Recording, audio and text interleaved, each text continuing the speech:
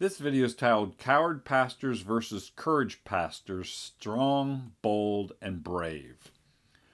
Well, if you followed the Pilgrims and the founding principles of the United States of America, you understand that God has dispensed his authority through four institutions. The institution of the individual for self-government and self-responsibility, the institution of the family, where love, care, provision for children, education, and leaving a legacy, the institution of the church for evangelism, discipleship, and accountability, and then the civil institution of civil government for protection and justice.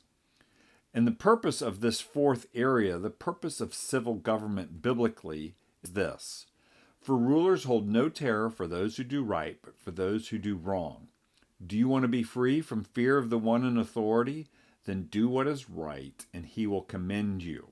In a distilled form, what this means is the purpose of government, according to the Bible, is to restrain evil and to encourage good. But when the wicked rule, they invert the role of civil government. They promote evil and they restrain the good. Jonathan Mayhew saw this in 1750 when he preached a sermon about this very topic. Rulers who do the pleasure of the devil are not God's servants. In his sermon he said this: rulers do not perform the pleasure of God by doing good, but the pleasure of the devil by doing evil, and such are not therefore God's ministers, but the devil's. It is blasphemy to call tyrants and oppressors God's ministers. They are more properly the messengers of Satan to buffet us. No rulers are properly God's ministers, but those that are just and ruling in the fear of God. So when the wicked rule and they promote evil and they restrain the good, they've inverted God's purposes for government. We can learn from the example of Goliath in the book of Samuel. I defy the armies of Israel today, Goliath said.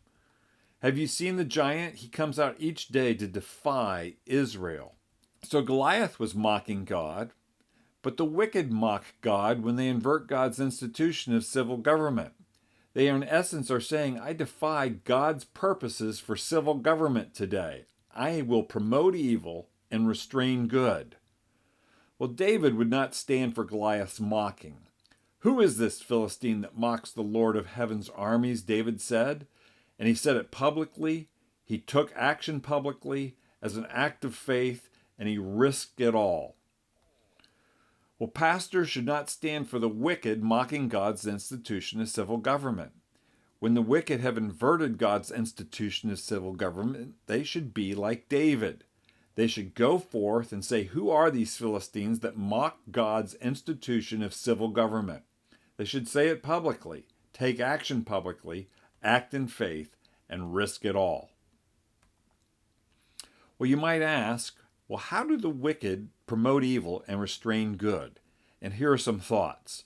They promote evil by the destruction of life and the promoting of abortion, the destruction of identity and gender confusion, the destruction of marriage by redefining it, the destruction of free speech through censorship, the destruction of economic well-being by national debt, taxes, and regulation, the destruction of our border, fostering an invasion, the destruction of national unity by always dividing, the destruction of justice by having two systems of justice for the in crowd and those that are not in the in crowd, the destruction of truth by repeating lies over and over, the destruction of history, the memory and vision of a nation, the destruction of words, which actually compromise our ability to think.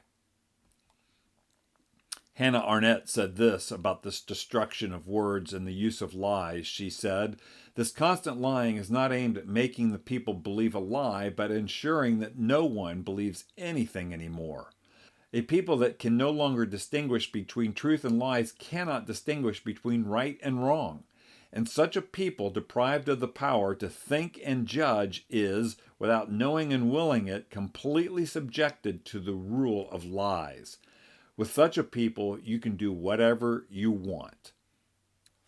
So, Pastor, will you be strong and courageous? Pastor, will you teach about God's purposes of civil government? Know the jurisdictional boundaries of government. That is, who has the authority? Does it belong at a federal level, state level, or local level, or to no government agency at all? Personally, stay informed about your local civil government. Pray for and meet with your local civic leaders. Pray for a team of people to be raised up at your church to stay informed on cultural issues. Create a statesmanship institute where you can train your members to be future leaders in civil government. Hold public officials accountable. And tear down speculations, that is, opinions, theories, conjectures, and falsehoods, and every lofty thing raised up against the knowledge of God. Man of God, you can do this. Be strong and courageous. Be like what your members want you to be like, and declare to the wickedness in the land, you shall not pass.